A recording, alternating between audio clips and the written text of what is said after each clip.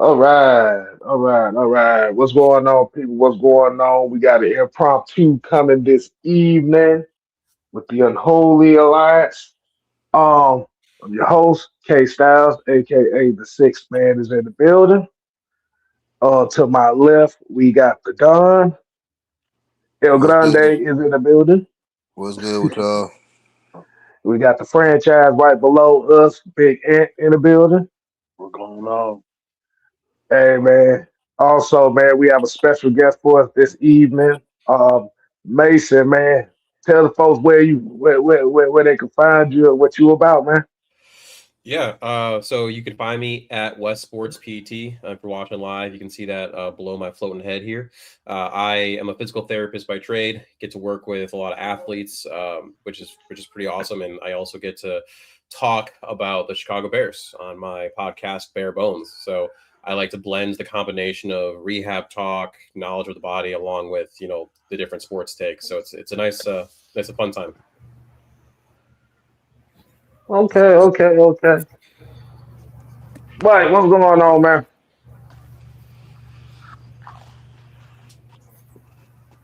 Am I in the right spot? What you mean? I don't know. Where all these new people coming from? What's going on?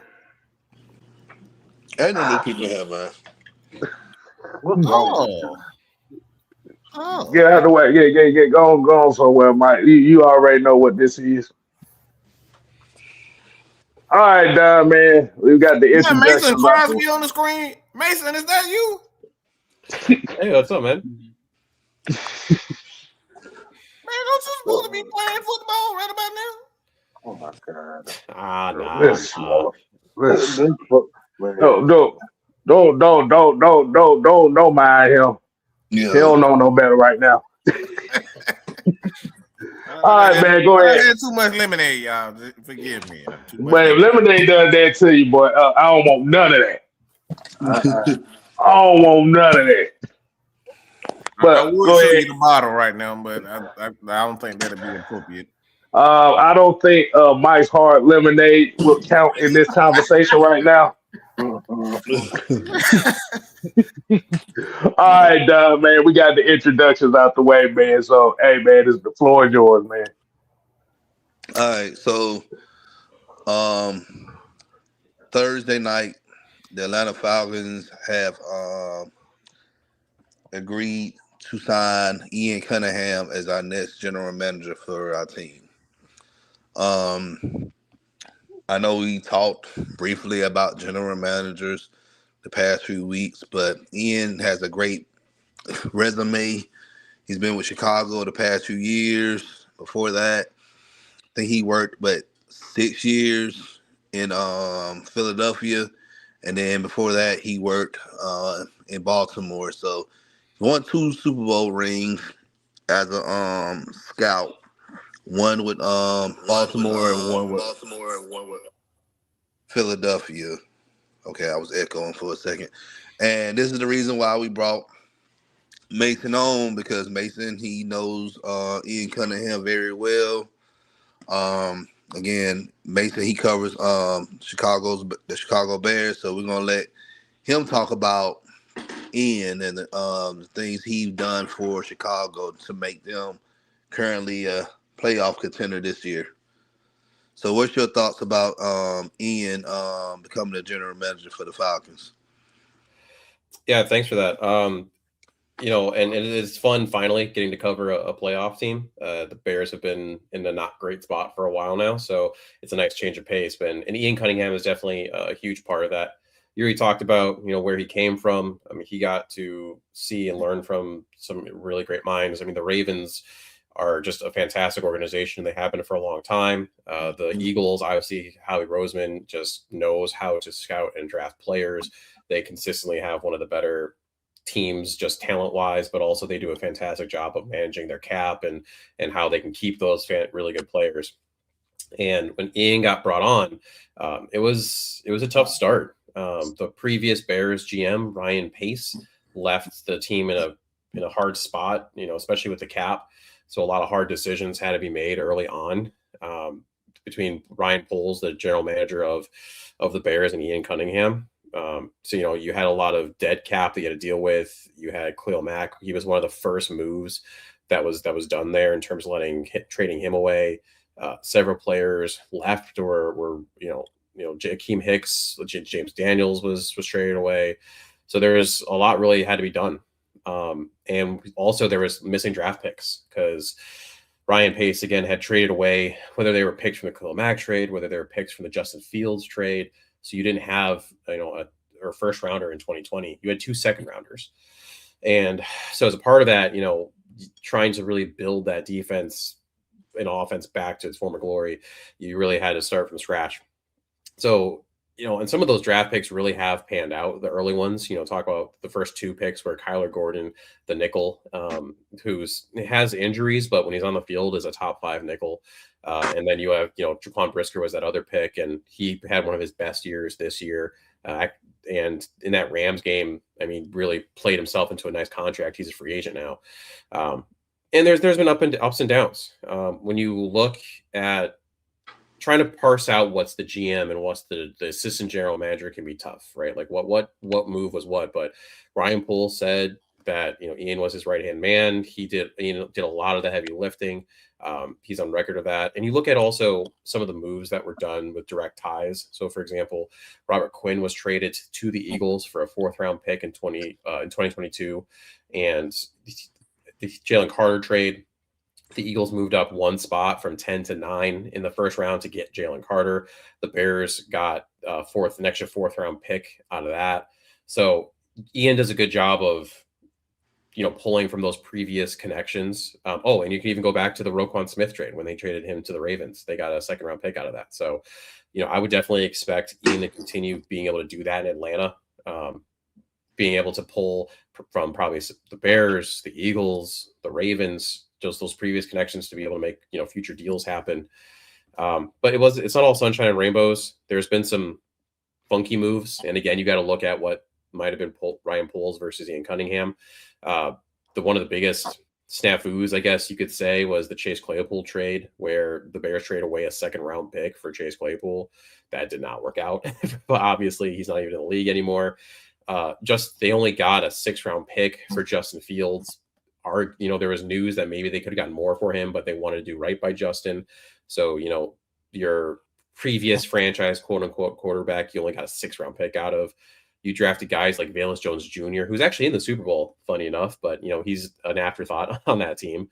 But there's other guys like Zach Pickens, who's so far hasn't done much because of injury. Karan Amagaji was a reach in the 4th round. Torrey Taylor was a reach in the 4th round, a punter that he's been an average punter at this point. Ruben Hippolyte was a 4th round pick who barely could see the field. So the Nate Davis signing, there were signs that he should not have been brought on, but he was signed for $30 million and underperformed before ultimately being cut. Small trades like Dan Feeney for a 6th, Ryan Bates for a 5th. So a lot of these late picks were being sent off to try to patch holes, and some of these players just really didn't help out. But that being said, then there's awesome ones, right? I mean, like think about the trade for that they gave for the 1st round pick that Carolina did, where they got DJ Moore and a bunch of picks, and some of those picks, right, ended up being, for example, Caleb Williams. They ended up being Luther Burden, who had a fantastic year last year. So, that was a fantastic deal there. And then you can take this either way. So Ian Cunningham by trade was a center to a guard in college, and then was an undrafted free agent to the Chiefs, also as an offensive lineman, but he never made the roster. But it was weird because also Ryan Poles was a former offensive lineman, and the Bears offensive line was mediocre at best for a while.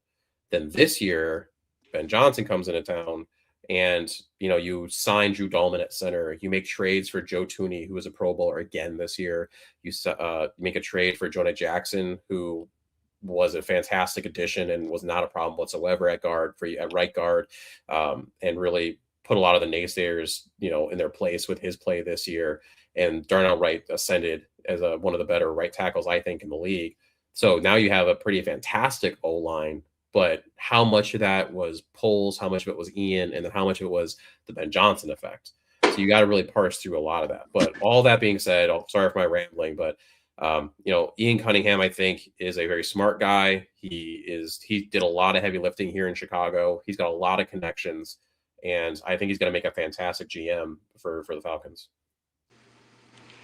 Look, you good, man. Look, that's everything we wanted to know, man. Because again, now we've done our research on our end, and we said that Ian's a guy who been in different organizations and still found ways to still seek talent for that team, understanding their identity, and then still ended up winning championships, or they continued to be consistently good during his duration with the team. If it's I know he's been with you guys for a few years in Philly and also in Baltimore. So, what's your thoughts, Mike? Well, I want some BS on him. Does he like to go to strip clubs like our former head coach? Because our former head coach Raheem used to like to go to strip clubs with his former players and stuff. Like, does he do those types of things? Like, I want the juice. I want some. All right, did he get in fight with a reporter? Did he cuss a reporter out? Did a reporter curse him out? Like, I want some nonsense. I will say, probably unfortunately for y'all, or not actually fortunately for y'all, but Ian's a pretty mild-mannered dude. He's not going to strip clubs and partying or anything like that. He only spoke to the media a handful of times, but the times he did, well-spoken, was able to, was really great with his time, and was able to, get his points across and everything in a way that really didn't seem like he was just trying to get you out of the room kind of a thing, right? He really wanted to have that conversation. And everything else, like, the relationships he has with other teams, with other scouts, with some of these colleges. There's actually, the Bears have this web series, 1920 Football Drive. If you go back to the ones that were around through draft time, they did like a little, thing specifically about Ian and what he does and what that looks like. So I would definitely go check that out if you have the opportunity. And again, it just shows, I mean, he's about football, right? I mean, like, he also has family first and all that jazz, but he's kind of a boring guy that he's not going to be doing anything too crazy. That's exactly what I need to hear, because we had enough nonsense here in Atlanta. We have enough nonsense in Atlanta, so he's the perfect guy for the job, in my opinion.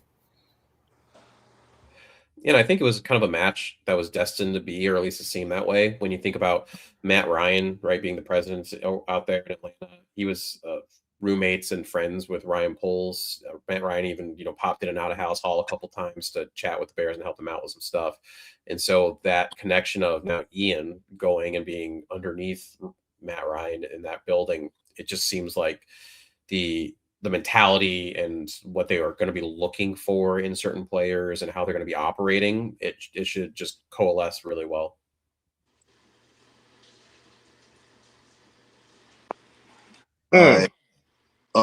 K-Styles. My thing, I think he pretty much kind of hit it on the head. It's just the thought of being associated with a multitude of winning cultures in the NFL.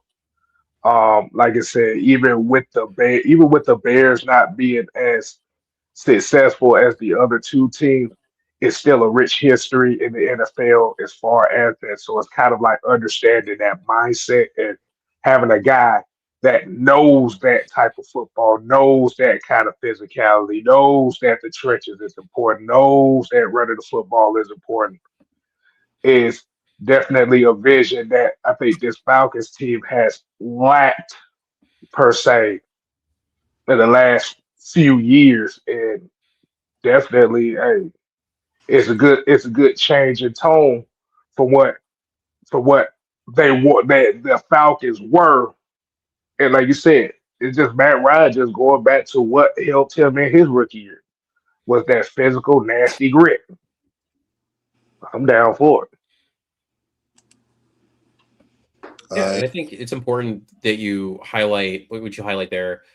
it's important to learn from your failures as much as your successes, and to see, right. I mean, the Eagles weren't always perfect. They had their ups and downs that came into play, like Howie Roseman got sent to the corner of the building when they had the whole Chip Kelly experience, and then they realized that was a terrible decision, brought Howie back more into the fold, and saw what worked really well here. Worked really well there. And then with the Bears, yes, it's just recent success, but again, they were in a pretty bad spot. They were handed a quarterback that was, as you can see, I mean, he's had 2 other stops. Justin Fields, Pittsburgh didn't work out. The Jets definitely didn't work out, and they were trying to make it work around him. And so you're trying to lean the resources that way. And then even last year, when it came to the Caleb Williams experience, you have a rookie quarterback who has a ton of talent, but definitely had some stuff that he had to clean up. But you're trying to make it successful that year, right? You had Matt Eberflus, who was he was a coach that was going to get fired if he didn't do well. So you had to try to surround him. You traded for Keenan Allen, and there was a whole Nate Davis thing, and so you can tell the organization tried to plug holes to make it work. And for better or worse, both Ryan Poles and Ian Cunningham are GMs that are going to work collaboratively with the coaches that are there, right? Like when Matt Eberflus says, "I need a 3 technique," the Bears tried to go get a Larry Ogunjobi, who ended up failing a physical, so he never actually was a Bear. But I can't blame Ryan Poles or Ian Cunningham for signing a guy that A, the coach wanted to have, and B, just ended up failing a physical, right? So that was where the collaboration didn't necessarily work. Now, if you flip it to this year and Ben Johnson pounds the table and says, "Hey, I need my guards to be right, and I need a tight end that's going to be a modifier for me, that can be a mismatch issue," and then Ryan Poles / Ian Cunningham go and get, like I said, Joe Tooney, Jonah Jackson at guard, and they go get Colson Loveland, who Go in the Blue. last couple of weeks of the season and in the playoffs was a crazy mismatch and just was racking up the yards. And they were smart enough to go get Loveland instead of, no offense to him, but Tyler Warren. I think Loveland's going to be the better pro long term. Oh yeah, for sure. That's a feather in their cap. For sure, Colson Loveland, man. Yeah, Colson Loveland, I think he's the best tight end in last year's draft, man. And I really think we talk about generational talent. He's one of those guys. But look, let's just be honest. This is not gonna be the flashy fall on your face Falcons. We about to be boring. We about to be gritty, and we about to win games. We got to pull a band-aid off of these fans that got no spines at all. Period. Like, we're finally doing stuff we should have done 20 years ago. Put the front office together enough to say, you know what, you'll be all right. You'll like us again when we're winning games. Plain and simple. And for all you out here, all you know-it-alls out here trying to trump us, no one person responds the same way in every organization. Not Ian Cunningham, not Kevin Stefanski, not none of these guys we got hired. So y'all can quit hanging their past on their back as to how they're going to do out here. We don't know. We don't know. You've heard it from Bears fans. You've heard it from Cleveland fans of what they used to do and what they may do. We don't know how they're going to do out here. Period.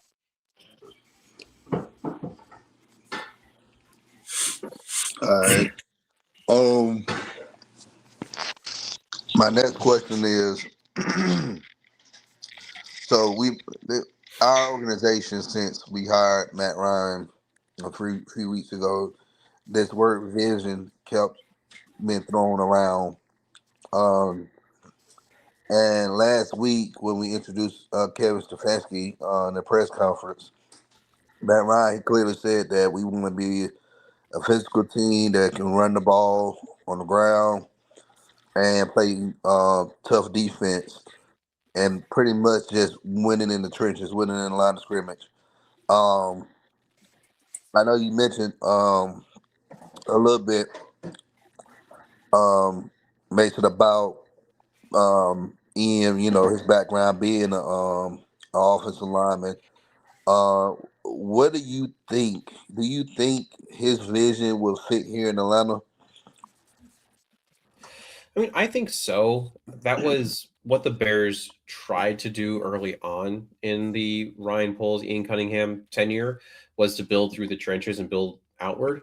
It just didn't necessarily work at times, right? Like I mentioned, they couldn't get the center position right for years, and now they finally have Drew Dalman, and it seemed, and I'm very happy with how Drew Dalman played this year, and I'm sure y'all know him very well with his time with Atlanta.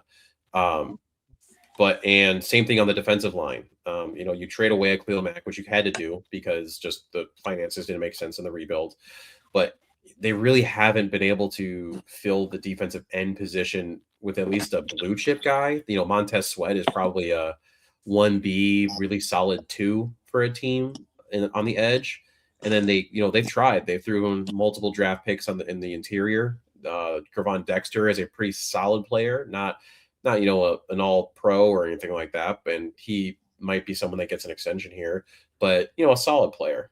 But there's a lot of trying to patch holes with veterans, not necessarily as much development of draft picks on the line as you would like.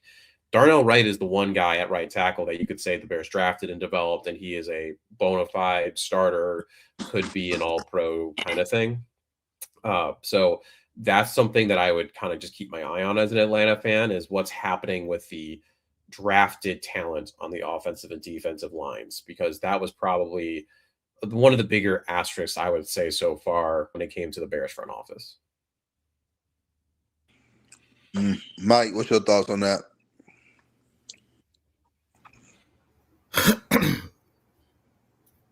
On what exactly?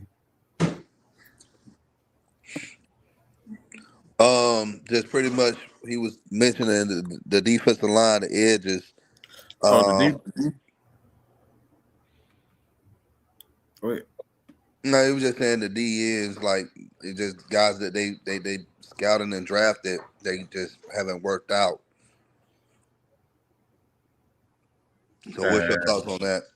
I mean, you're talking about just the Falcons and the DNs, or just talking about the DNs that he scouted? Yeah, Ian Cunningham. Well, that I don't think that matters. That doesn't matter.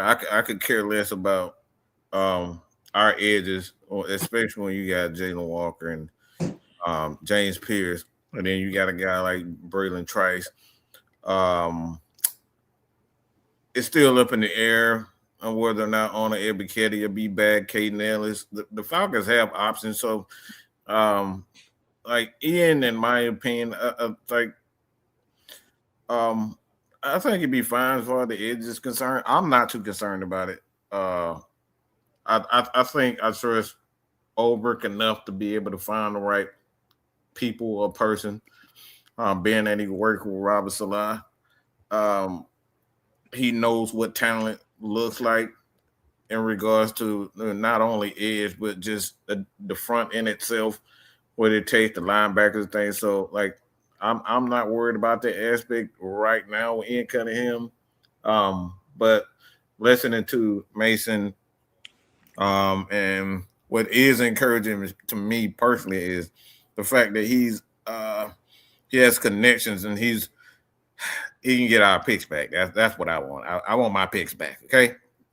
Ian Cunningham, if you listening to Mad Mike right now, I need my freaking picks back. Okay. I need my pick back from the New England Patriots for giving us Mr. Strip Club. Y'all know him. Ant know him pretty well. But yeah, I need my picks back. So that's what I'm focused on. If he can kind of how you just go throw that shot in there. I know you ain't talking about Matthew Judon. Oh man, he threw him under the bus. I mean, whatever his name is, I don't recall him doing much with Atlanta anyway. So I'm just saying that's all. So one thing on that note that I'll say that the Bears have been very good about recently is they're pretty good at the trade back. So they have the players that they want. So they're sitting there, and the player they want is not there. They don't force the pick. They've done a good job of trading back and acquiring future assets, whether it's a pick in that draft or in future drafts. So the Bears did that multiple times, even this last year. Some Bears fans were frustrated actually about it because they wanted the Bears to take a running back earlier than they did, but instead they said, you know what, no, there's not someone that we want here. We would rather get, again, the future assets. The other thing that Ian brings is I always call him as the get back guy, because if you look back at a couple of the Bears drafts and some of the videos that they show within the draft room, they showed Ryan Poles bitten at the chomps trying to trade up for certain players. So he actually wanted to trade up for the punter Torrey Taylor. And you literally see Ian Cunningham being like, no, we don't need to be trading up right now. He'll follow us. Don't worry. He did the same thing for Roma Dunze. The Bears were sitting there at pick right after the Falcons ended up taking Penix. And the Bears were considering trying to trade up to go get Roma Dunze. They wanted him that badly. And Ian Cunningham reeled Poles back in and said, no, let the process play out. Like, he's very analytical. They talk all the time about how they use all these different, machines and analytics and all this to generate how they think the draft will play out. And lo and behold, the draft played out how they thought it would. And Roma Dunze ends up falling to them at that pick right after, again, the Falcons go. So, I would think Ian would continue that thought process where if there is a player that they are truly worried is going to go, they'll go get him. But for the most part, I think Ian's probably going to be willing to sit back, let the draft fall to him, not mortgaging future draft capital just to go chase someone that maybe they shouldn't chase. Now, I don't know what y'all's view of the Pierce trade was, but I don't know that Ian Cunningham would make that trade to go get him as a pass rusher. Well, it worked out because Pierce is just 10.5 sacks for the season.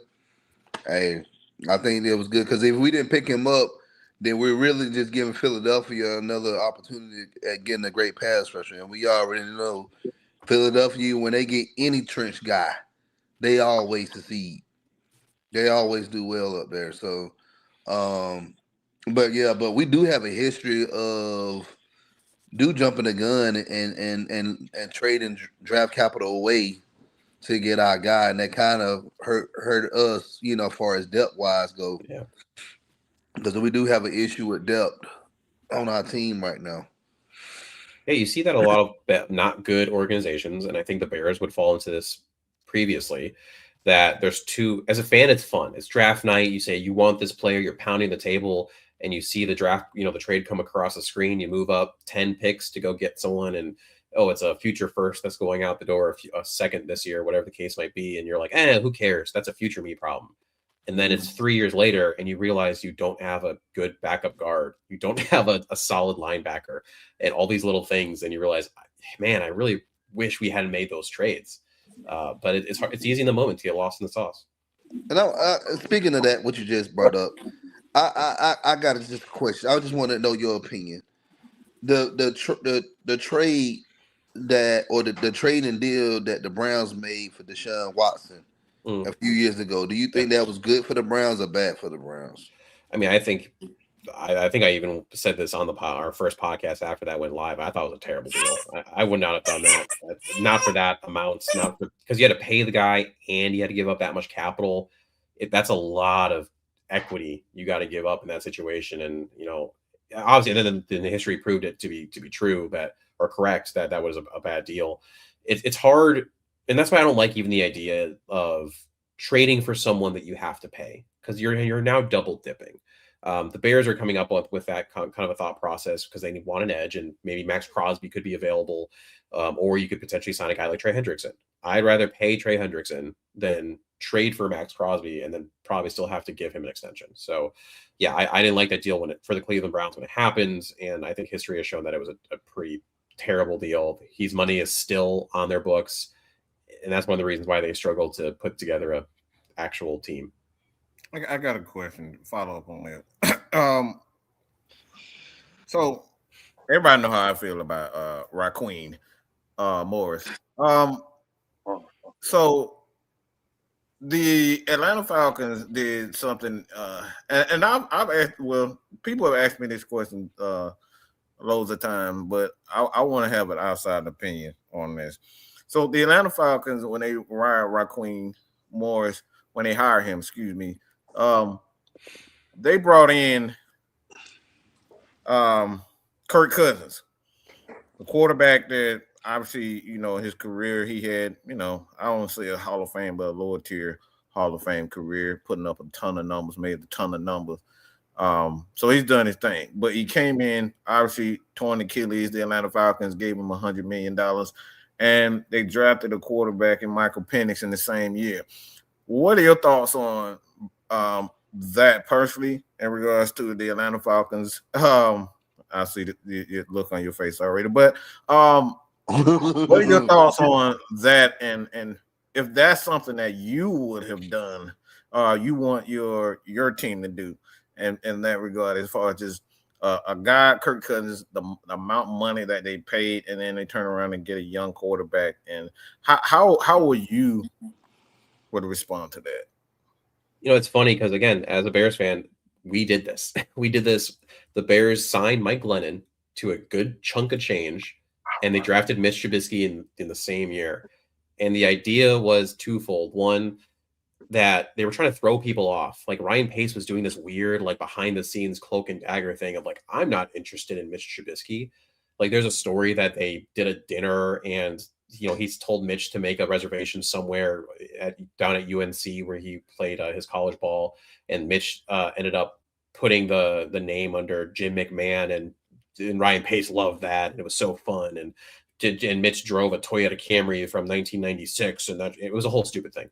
But anyway, the double dipping of I'm going to pay Mike Glennon, and it wasn't like record setting, but it was a lot for Mike Glennon, who at that point had never really started, with the idea of one, throwing people off the trail, and also two, to be able to let Mitch sit and not have to play initially.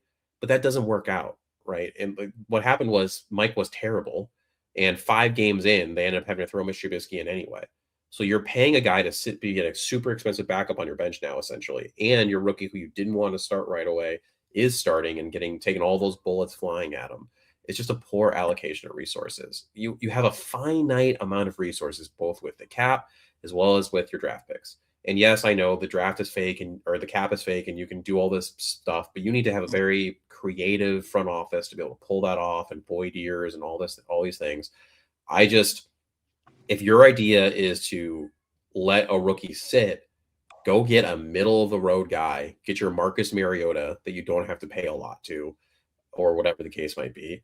And in that situation, I mean, especially when paying Kirk, that was a lot of money. I mean, that was like starter money. You drafted Penix, who was an older rookie as well. So it's not like you're really that excited about him sitting for a whole year, or if not more. Again, I didn't love it. It didn't really make sense to me. I was blown away when Penix was. I mean, I was excited because that meant the Bears were getting Rome. But I was blown away when I saw Michael Penix's name come across the screen. I just did not think that that's where they would have gone. And then if you want to make the situation worse, it seemed like the Falcons were playing chicken with the other teams in the league who might have traded for Kirk Cousins, saying, no, we're not going to trade the dude and eat any of the salary or whatever the situation might have been in order to make that happen. And it was all weird. It was oddly handled. I didn't get it. Arthur Blank seemed like he played a big role in that in terms of what he did and didn't want. It was odd. It wasn't Arthur. It was Rich McKay. Arthur kind of allows those guys to kind of do their job. But when they start getting out of hand, that's when he kind of steps in, and that's pretty much why Raheem, Rich McKay, so many of the guys in the front office, because a lot of those guys kind of talked them into doing as such. I mean, the Falcons front office, Kyle Smith is gone. Quite a few other guys are gone. Everybody gone. Everybody pretty much gone. We got a few guys that are scouts that are still there, but a lot of those guys kind of talked him into it, and that's why Matt Ryan is coming in, and he just brought a whole nother team, including Ian, man. Yeah, it was funny because we all complained about Rich McKay, and what happened was when Belichick was on the boat with him, we was like, all right, this pretty much going to be a done deal, and we found out he was outvoted at the last minute. Mm-hmm. Yeah, and the hiring Raheem was a Rich McKay idea because Blank wanted Belichick or Jim Harbaugh. Mm-hmm. I was upset about. I had $100 on it that Belichick would end up being the Falcons head coach that year. So I didn't win that bet, and I'm still upset. Oh my gosh! You were upset I mean, we was I lost my mind. literally, Look, like we was we upset. look. I'm gonna tell you, we had a whole 5-hour conversation about what they were talking about on that yacht, and Sam said, he on that yacht, he's as good as a Falcon. Next thing you know, Raheem Moore is a head coach. What? I And we find lost out, it. Let me I tell you. lost it, Let me yo. we yeah, we lost it. was Let me hot. tell We was hot. you. We had not only was Belichick, we interviewed Jim Harbaugh, Mike McDonald, Ben Johnson, Mike Vrabel. Yeah. Those are the guys we interviewed. And Yes. we chose Raheem Morris.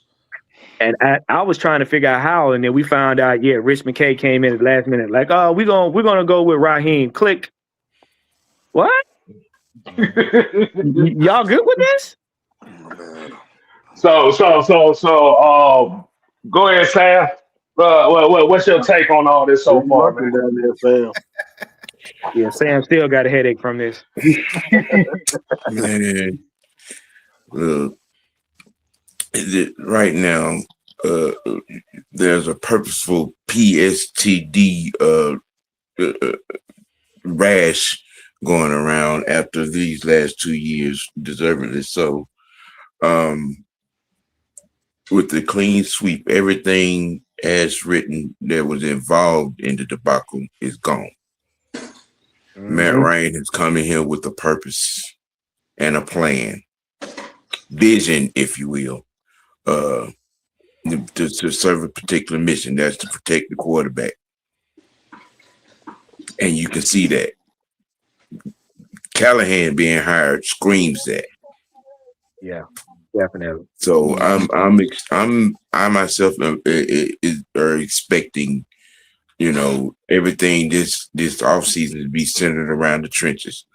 As far as trading back up, I mean, we kind of sort of talked about that yesterday on the watch stream on the Senior Bowl, and looking at some of the stuff I was looking at this morning, and when I got up, I think there may be 4 players defensively, and one of them being offensive lineman, that if we feel strong enough about, we may trade back up. But other than that, I don't really see us reaching back in the first to get anything. I think whatever we may really need, will fall to us at 15 or 16 in the second round. Stefanski, like I said, if Nick Chubb can run for 1,400 yards under his system, what do you think Bijan gonna do? 2,000. And hiring Cunningham, extremely excited. I kind of had the feeling we was gonna get him. And the Van Pelt hiring again screams protect the quarterback at all costs. There's a plan. One of the first things Matt Ryan, and I've spoken to him and mentioned this before, one of the first things that a lot of people looked over that Matt did when he first walked in to this situation is he cleaned house with the medical staff, training staff, brand new, and stuck a rehab team around Penix. Yep. Go ahead, Mike. I want to ask Mason political question, but it involves football. Don't get too alarmed. All right? I wouldn't do that to you. Right.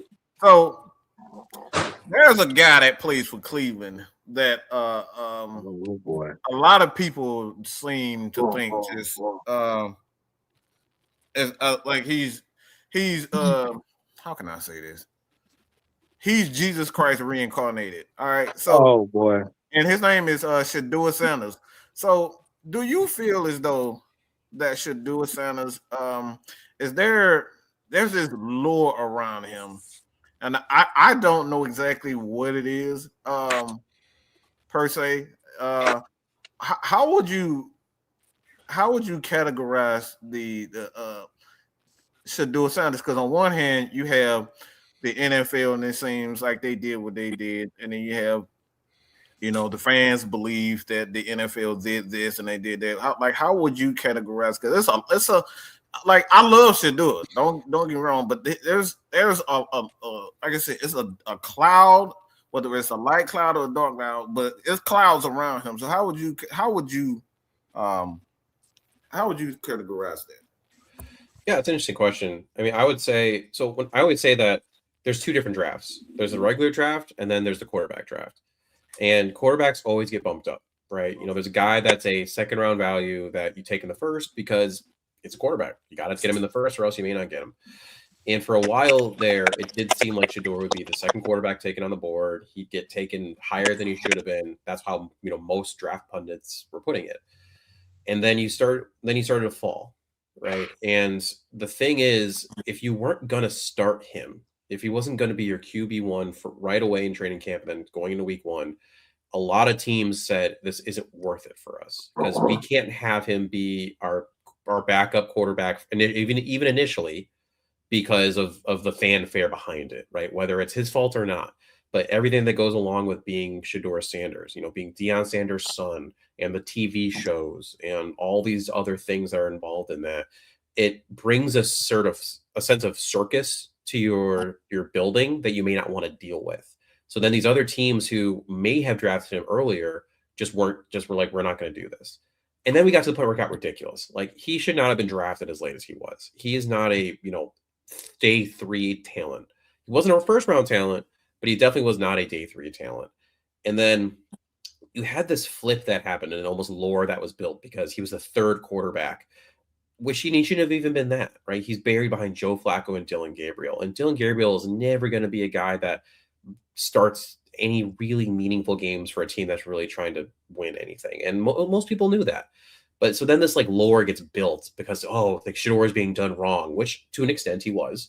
And it's and all this stuff is happening. And then so by the time he finally plays and looked a little lost initially, but then found his footing and actually looks decent at the end of the year, you just get to this point where this swell has been built about how it was a racial thing or how, he was just done dirty and all this stuff. You have some, individuals in the media like Josina Anderson who went heavily to bat for him.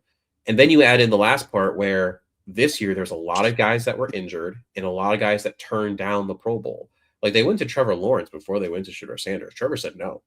The same thing happened with Caleb. Caleb was actually offered the Pro Bowl, but he declined it. And so they go to the next person. So now when you knock off all of the people that were hurt, like, the Patrick Mahomes of the world and Lamar Jacksons, and you just go down the list and then Trevor Lawrence says no, yeah, you're going to end up with Shador Sanders being in a Pro Bowl as an alternate. And that's going to be on his football page forever. That in 2025-26 season, Shador Sanders was a Pro Bowler. Was it earned? No. He didn't play enough games for it to earn it. He didn't get enough wins, and honestly, he didn't play well enough. Did he play better than I think a lot of people expected? Yes. Multiple things can be true at once. So that whole thing with Shador is going to be crazy. There's really not any quarterbacks this year outside of Mendoza that people are very excited about. So Cleveland, I don't think they'll try to replace him this year, but they have 2 firsts this year because of that Travis Hunter trade. I'm not Travis Hunter, in terms of the trade that they did. And so I wouldn't be surprised if they trade down and try to recoup future picks so that next year they can try to draft Shador's replacement, because from what I've seen so far, he's good, not great. Well, we got a saying here, and it is no rookie escapes the rookie process. None. There hasn't been one quarterback in NFL history that just let past it, even the greats. And this is something we've been trying to tell our fans for a long time is, number one, a coach does not have to like a quarterback. Doesn't matter where they come in. Second of all, you're a rookie. You still need to go through the process of learning the NFL, learning the game, learning about yourself. And it seems like on one hand, everybody tried to say, because he's Deion Sanders' son, he's just going to come in here, lighten it up. That wasn't the case. And then they said, how you guys are treating him, you shouldn't do that to a great. He hasn't proven anything. He's living off his dad's name. And 3, a lot of people didn't understand that situation in Cleveland had nothing to do with Stefanski because he didn't have control over it. That was the front office. But because it's Shador, they overlooked that. Now, were there certain aspects, like you said, that we felt he was done wrong? Yeah. But people forget that he was a rookie. Like you said, how are you a rookie unproven and you're in the Pro Bowl? Who does that? You know what I'm saying? Go ahead. Can I just say a little something about this quarterback thing? I mean, and the mindset that generally the fan populace has when it comes to quarterbacks, which generally most of them are fans of players. This expectation of extravagance, fantasy, or favorite player otherwise, belief of what I'm saying, a guy that no matter where they're drafted, quarterback in particular,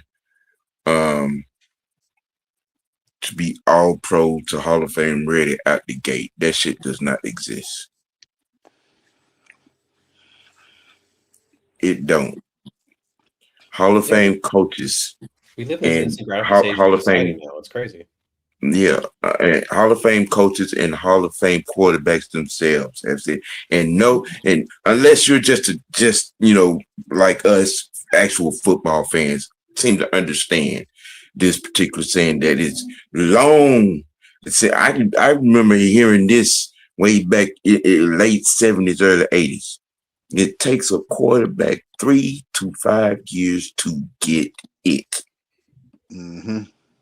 There is no way in my Harley Race voice on God's green earth that after 8 games, 10 games, and one season, you're going to know if a quarterback is it or not. I mean, it's never happened. It hasn't. It's never happened where you saw a quarterback in year one lead a guy to a Super Bowl and win a Super Bowl in the same year, and for whatever reason, like I said, this is just I don't know where this fantasy idea of quarterbacks just being there. It's like you saw Dan Marino play well in his rookie year.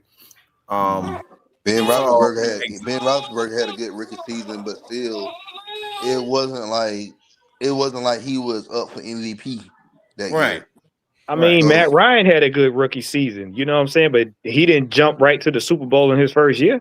And hell, well, from my standpoint, it was after Matt's third year, and I was like, okay, we got something here.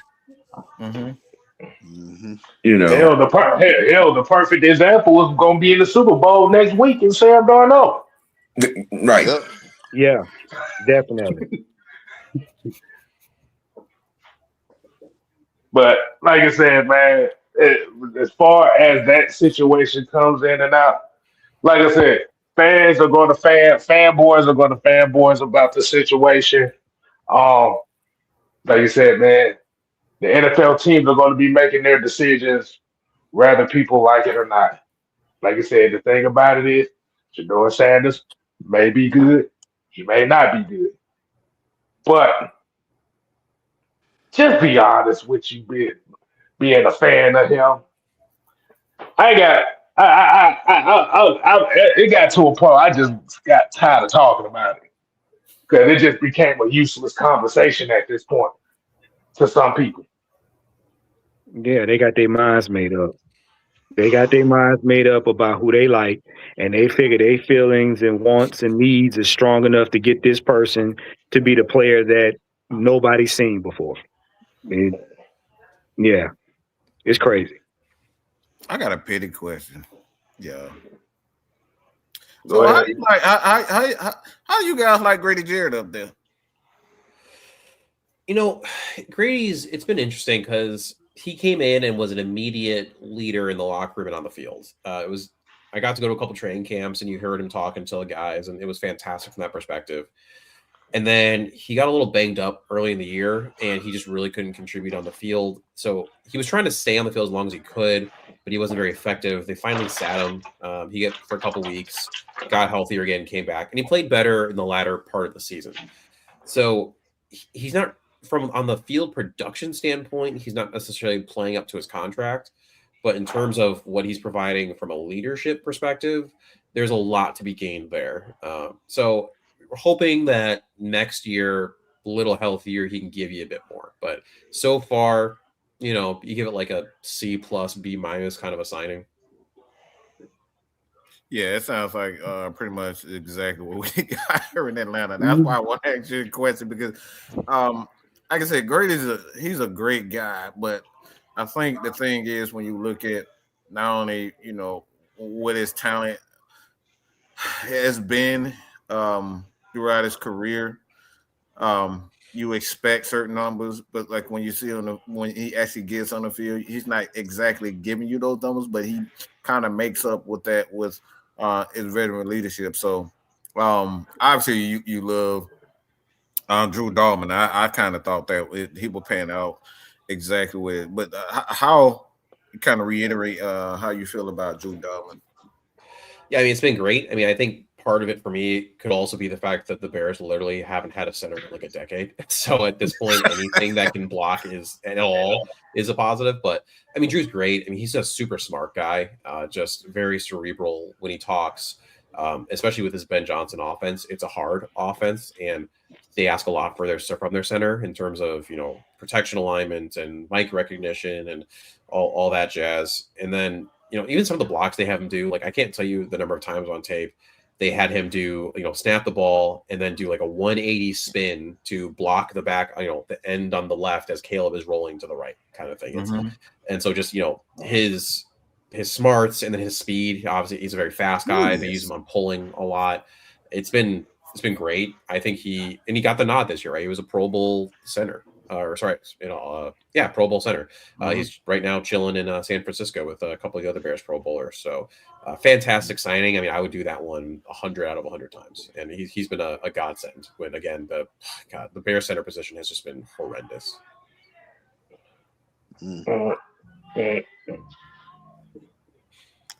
Yeah, I had to get that question in. They would have never forgave me if I didn't ask about Grady and Drew, specifically Grady.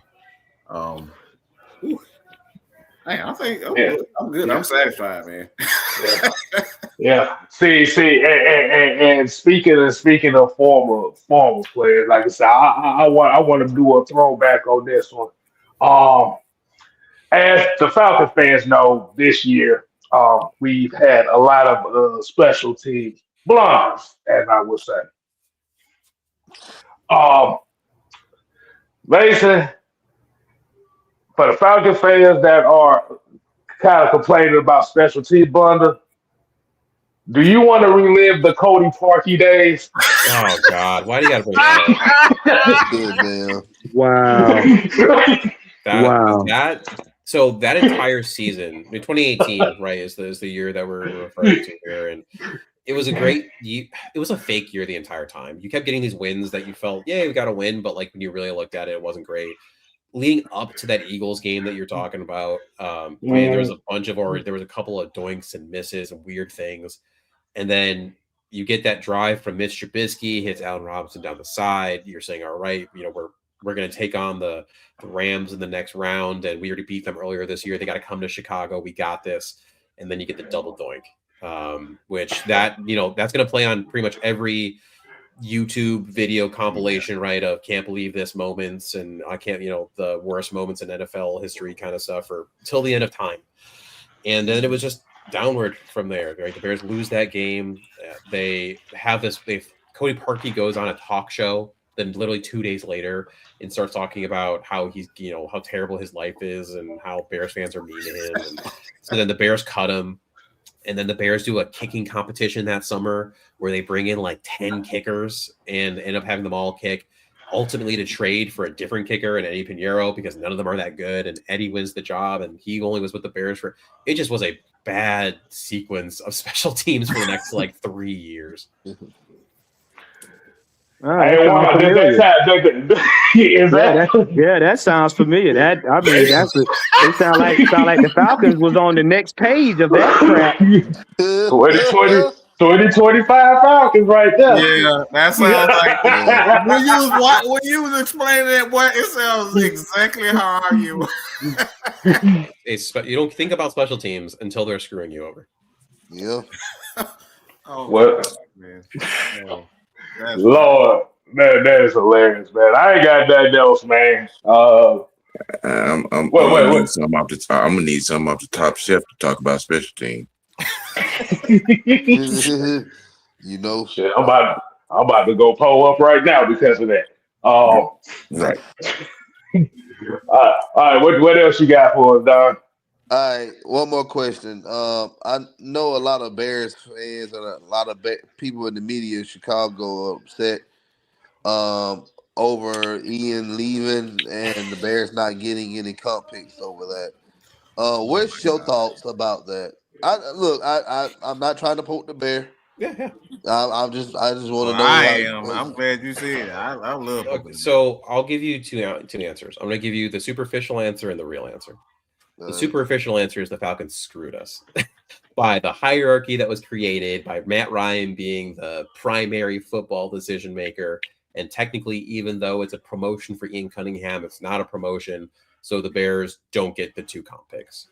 Now, people are trying to explain it away as, oh, it's just 3rd round picks. Who cares? 3rd round picks are important, right? Like 3rd round picks are where you can, especially 2 free 3rd round picks. That's where you can use those in trades. You can use those, right, to build a lot of depth. You can take some chances with those picks. More bites at the apple is never a bad thing. And the way that the rule is written is not written well. Now it's probably going to be adjusted this upcoming year. I'm sure at the owners' meetings it'll get brought up, and the Bears are just going to be the team that got screwed over by it, and it'll be better in the future because it is a promote. The whole point of the rule is to take a minority and help them reach a place where they're making big impact on a football team. And that's what Ian Cunningham is going to do, even though technically by the way that the rule is written, right, it wasn't a promotion to the primary football decision maker. Now, the real answer to that is the Rooney Rule sucks.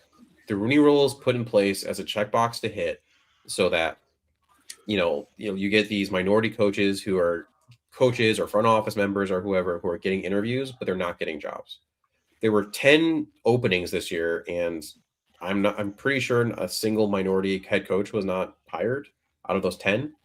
Robert Salah was hired. Oh, yeah, there we go. So we got 1 out of the 10. Thank you. Robert Saleh was hired. That was 1 out of 10, which is still not all that much. And that there's a pipeline issue, right? Right now, there's a big call for offense. You want offensive minds. There's not enough minority individuals in offensive coordinator positions, which is a problem. Some of the defensive coordinators who are like Robert Orr and some of these other guys, they're not really getting they're getting interviews, but they're not getting the looks. So you give guys like Minter who get hired by the Ravens, which I think Minter is going to be a fantastic coach. Don't get me wrong. Yeah, he is. But that happens. Then you have the retreads like Mike McCarthy. Like, do I really need to see another year more Mike McCarthy? I don't. Like, we know what that story is going to be. It's insane. Wow. And then you can extend that to front office positions, right? Because in these front office positions, you still are not getting enough individuals really who are filling those seats, also because of the pipeline. So if the point of the rule is to put minority individuals in positions of power that can affect the league in meaningful ways, that's great, but the rule is not really creating that necessarily, and it's a bit of a sham of a rule, especially when you look at what happened right here with the Bears and Falcons, where it wasn't anything like the Falcons were doing it like to be mean. It's not like they were like, it's our picks we're losing. They don't care. It's just if the Bears get 2 extra picks. It's just that the way that the hierarchy, and that's the thing too, if you look across front offices, they're all structured differently. The Patriots don't even technically have a GM. Their de facto GM is Elliot Wolf, even though technically he doesn't have that title. You have other teams who have like 4 assistant GMs. So how are you supposed to know who does what job? Like it's all just poorly constructed more than anything. And so again, the superficial answer is I'm salty about it, but I'll get over it. The real answer is the Rooney Rule needs to be adjusted to make actual impactful change. I call it a warning poster. I want to say a poster, but I find it. You know, you have those family pictures and you say, who the hell is that? Yeah. That's how I look at the Rooney Rule. It's just you just have a whole bunch of guys on standing next to Matt Ryan, standing next to the GM. It's like, all right, so where did this guy come from? It makes no sense, the Rooney Rule. You hiring guys, you bringing in for an interview, and nobody knows who they are. They're not going to get a job. You're just there. So like I don't know what to do about it. If you can kind of give me your thoughts on maybe where they should go, or It's just a political facade. That's all it is. It's just to say, oh, we satisfied the Rooney Rule because we brought in these people. We're not saying they're gonna get hired, but we did it just so y'all can see we follow the rule. yeah, That's it. Yeah. I mean, it really starts in the early parts, like the interviews for the head coach, the interviews for GM. It's all well and good, but until we have more minority individuals coming up through that pipeline again, like there needs to be more. For like, let's say, there need to be more in the front office in general, right? We need more scouts. We need more assistant to the insert title here. There needs to be more offensive coordinators, like all these positions that are ultimately the ones that are going to get moved forward. So, I mean, I don't have an exact answer, but trying to have more opportunities, more, I would have more conferences, things of this nature, basically all these more things further down the line that would help ultimately give a lot of these individuals the skill set that they might need to be able to take these roles. Like, for example, I don't think anyone would necessarily. We tend to float towards people that we are similar to, right? We tend to surround ourselves with individuals that we connect with. And it could be just as simple as this person doesn't talk the same way that I talk. So if you're sitting there in the coach's office and, this 4 individuals who happen to be white talk one way, and this one individual who is used to play quarterback and, now is a assistant to the quarterback coach is speaking, slightly differently, that's going to fall in the ears in a certain way. Right. So there's those are certain gaps that need to be closed in order to make this a more efficient pathway. yeah, I like it. Speaking of salty, can you speak on your Justin Fields experience? No. I knew that was coming. Oh man. I'll give you the clip note of it. I mean, don't do that, man, like that. Here's the thing. Justin was my second quarterback ranked in that quarterback class. It was Trevor Lawrence, then him, and then a bunch of, and then everyone else. And when he got drafted, I was insanely excited, and the early returns were fun. But after watching him for a year, you realize that he just wasn't a very good thrower of the football. And there's different ways you can look at that. It wasn't that he couldn't throw the football. It was just that his release time was too long, and the processing he did, and he wasn't like dumb guy. Like, I got to talk to Justin a bunch of times. He's a very intellectual individual. He understands the game of football. It's just that there are different types of cognition. So like I always describe them when I talk to my patients, for example, I treat a lot of concussion people, is static versus fluid cognition. Static cognition is what's on the whiteboard, right? You can see exactly where it's lined up. The fluid cognition, which actually the S2 test measures, which is the one that CJ Stroud did quote unquote terrible on, but turned out it was a bad score. That's a whole other conversation. That fluid cognition is when the ball is snapped, right? And that safety that was up top rolls down. So now you're in cover 1 instead of cover 2. Like that kind of cognition is what Justin struggled with, where the picture that was in front of him changed. And so then he would hold the ball a half second longer than he should have, which led to sacks or which led to interceptions or incomplete passes or whatever the case might be. And so, but he's always the best athlete when he walks on the field. It's crazy. I mean, like the things I saw him do are wild with his legs. It just didn't translate into the arm. And so, and then there was a whole civil war on Bears Twitter of the pro Justin Fields and then the pro more like the Caleb Williams people. And that was a whole thing for that entire spring, I should say. And that's still people holding on. I mean, there are people who literally left the Bears fandom because they were pro Justin Fields and they said that they did him dirty. You wait. That sounds so familiar because we got people still mad about Michael Vick, and it's been years. I'm telling you. It's the post. That's why I've always, because like anybody know that I'm a quarterbacks guy, and I've said a lot of things that he struggled with. It's not necessarily his arm. He's a talented guy. He's one of the most talented guys that I've seen that come through to the University of Georgia. But the things that he struggled with is adjusting. It's just like I said, those post snaps adjustments. He just doesn't respond well to them, and I think it's like I thought that him going to Pittsburgh would do him well, but it just hasn't. I don't know what to do at this point with him, to be honest. Outside of just dumbing your offense, he needs to be on a team where I think just y'all being too polite. He sucked. No.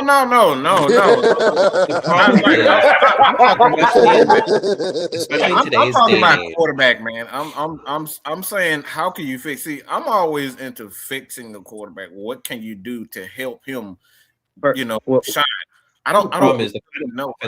Well, he has to. He has to. NFL. He's gonna have to want to fix that himself first, because Hold on. Mason was trying to say something. Go ahead. Oh, sorry. What I was saying was that the kind of offense you'd have to run with him is an offense that, unfortunately, today just cannot work in today's NFL. As you keep having this back and forth between offensive and defensive minds, like the defense is now winning in this year, the offense takes a step this year. The defense, we have this ping ponging that's happening, year after year in the NFL, and in order to keep up with the crazy disguised defenses, I mean, take Brian Flores. His defense is starting to spread across the NFL right now, whether it's because people are copying what he's doing, or you're seeing some of his individuals, like I believe the passing game coordinator for the Vikings just got hired by the Commanders. So in theory, you should see more Brian Flores stuff out of Washington. It's the whole point. You have to be able to be a fast processor, and you have to. And then there's the pure progression kind of offenses, or there's also the coverage-based progression, right? You're going to have an offense where I have zone routes over here, and I have man routes over on the other side. That works for some guys, but honestly, that's not going to work all the time. That's why then you have the pure progression guys, where it's 1, 2 to 3, and unfortunately, Justin just can't really live in either of those worlds right now, at least not consistently. And the way that you're going to make him the best quarterback he can be is by, again, probably having the match one, where you're going to have zone to one side, man to the other side in terms of the route combinations that you have, but matching that with his legs, and his body cannot keep up with that physically. Yes. That was one of the issues in Chicago, was that when he did rely on his legs as much as he did, he got hurt, and he didn't miss really any games, but you could see that affect him game after game with that kind of physicality. And then you go with the Jets, where you thought you would see one. I also thought he would go to the school of Mike Tomlin, and all of a sudden he would be awesome, but that wasn't the case. And then he goes to the Jets, and I mean, they have some of the best combos of running back and quarterback that you could really have there. You have Garrett Wilson there, all that, and it's like, and that didn't work. So, I mean, I think they have to use him to an extent this year. The question is how much. It would be crazy funny if they brought Greg Roman in to be their OC, just because, I mean, that's peak run game. That might be the only one that you can maybe see successfully. Though another example I'd highlight with that is what the Patriots did with Cam Newton for that year, where it worked for a couple weeks, and then all of a sudden the rest of the league caught up and realized, and then it stopped working because the league said, "Oh, we can stop this." So let me ask the question. Let me ask the question on that, though. I'm gonna ask the question on that one. Hey, so kind of wind it down there. Yeah. So as we talk about, like I said, these type of quarterbacks, like the Justin Fields with the athletic quarterbacks and stuff, do you have this feeling that maybe because of the fanfare of the athleticism, that sometimes the quarterback tends to be more reliant on that, more so than worried about the progression of his quarterback skills? Yeah, I mean, I think that's human nature sometimes, right? To default to what you're good at. We as humans try to find the easiest path, not necessarily the right path. I think that's true with, things we do at school, at work, workouts. I mean, in football. So if you're standing back there in the pocket and you're not as confident in your reads, and you say, "Well, I'm pretty sure that I can just scramble and get the yardage myself," again, that's kind of human nature, just a default to what we feel is easy.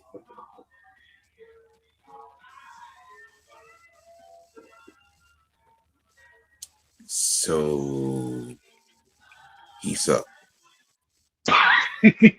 There you go. I'm curious to see if he ends up finally accepting kind of more like the Taysom Hill role with the team, where he puts on some weight so that his frame can hold up, and he, like I said, is the occasional thrower of the football, because he's a better thrower of the football than Taysom Hill is. Yeah. I think ultimately that's going to be his role, because teams too, the backup quarterback is so important. I mean, take the Falcons. It was a perfect example. They had Penix. He got hurt. Kirk Cousins had to step in, and he won some games for them. Now you don't want to be paying your backup that much, but that's a whole other side conversation. You can't trust. If you gave Justin, "Hey, can you win us 2 out of 4 games?" I don't know that you can trust him to do that right now, because the offense you have to run with him is so different than the offense you have to run with your starter. I got a question. I got another question. Because a lot of people said that Justin Fields just had the wrong coach. Some people said that Justin Fields will be better with Eric Bieniemy. What are your thoughts about that? I mean, I think better, yeah. I think he could be better with an Eric Bieniemy. I think he'd be better with a Cliff Kingsbury, because Cliff uses that air raid system, college-esque in running and all that. I think he'd be better with the Greg Roman. I already mentioned his name. But do you think he'd be like an all-pro quarterback? No. I think you would have probably like a half to 3/4 at most of the year where like that's working for you, and then teams will get the film and adjust. That's again, Cliff Kingsbury. There's a reason why his offense always works the first half of the season and then doesn't work the second half of the season. Like every year, he has a great record to start, a bad record to end, because teams catch up and they adjust. It's crazy. If you actually go and look back year to year with his time with the Cardinals and all that, and even with Texas Tech, it's all very similar. So I think that's what would happen. You'd have probably this really crazy, fun, run-based, air-raidy offense for Justin, and then the second half of the year, it would just be not very fun, and it would just be, teams would figure it out. Okay. All right. Is there anything else y'all want to bring up? Oh no, man, I'm good, man. Like I said, I love this conversation, man. I'm good. All right. I know Sam happy right now about that information. Boy, he is, that just got put in his memory bank. Like, oh yeah, I got something for y'all. I know he gonna use that. Yeah. Very diabolical. I mean, what are we looking at? He's what, year 5, 6? It's over, Sam. You got it. He's dead, Sam. He's still trying to add on. I'm just, You trying to add more on? It's like scout team, practice squad. Listen, I already put him down. You still Hey, remember that scene from Starship Trooper where he shot the bug dead and then he kept shooting? He kept shooting. That's what Sam doing. He's dead, Sam. Oh man. All right, man. I ain't got nothing else, man. We can go ahead and close it out, man. All right, man. Yeah, I appreciate y'all for having me on. Hey, man. All right, man. One more time before you leave, man. Let everybody know where they can find you. Yeah. So at West Sports PT, like I said, I do the physical therapy rehab talk, as well as the Chicago Bears talk. So if you ever have any questions on injuries regarding someone on the Falcons, feel free to shoot me a question on Twitter. I'll always answer the best I can. I try to, explain the physiology and all that, and why someone's ankle sprain is going to take 4 weeks, but someone else is going to take 6 weeks. Yes. And then you get the show Bare Bones. You can find that on YouTube, on Spotify, Apple, all that jazz. And I'll post my channel. I'll tweet out my channel again. So hit me up. It sounds like you and Juan need to be doing the show. Right. Exactly. Yeah, one just a physical therapist, but on the rubber booty side of the thing. So, like I said, He's a massage therapist. therapist, yeah. So, hey man, we got nothing else to say, man. Like I said, we appreciate Mason for coming on in here. We will be linking the channel. Like I said, the people that watch our show will be following you. Like I said, yeah, make sure y'all show Mason some love. Um, till next time, people, we here to play. Oh no. We here to stay. Oh yeah, nigga. You ain't got to go home. But you got to get the hell up out of here. Sam, he's Hey. dead, Sam. He's dead, okay? He's dead, Sam. Jesus. Let the man rest in peace. That man just pissing on the grave right now. Like I said, man, that's the YouTube channel right there, Chicago Bare Bones. Like I said, we will put it in the community tabs as well too. So, hey, we out. Deuces.